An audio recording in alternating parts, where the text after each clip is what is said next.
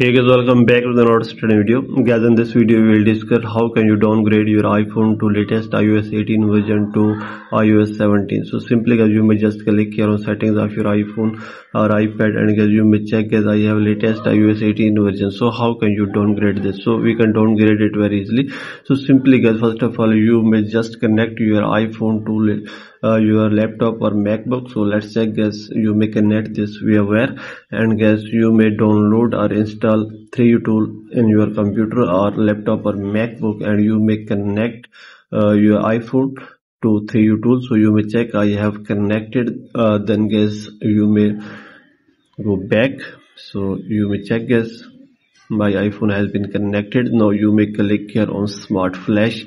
So here you may check guys or iOS 17.7 RC or iOS 17.6 or any version you want to download will be here. So you may also click on select anyone from here, and you may click here on download, and after this you may install that in your iPhone, and you can downgrade your iPhone to any version easily. So by all these methods guys you can fix it very easily. So this is the video guys. For more videos please subscribe our channel.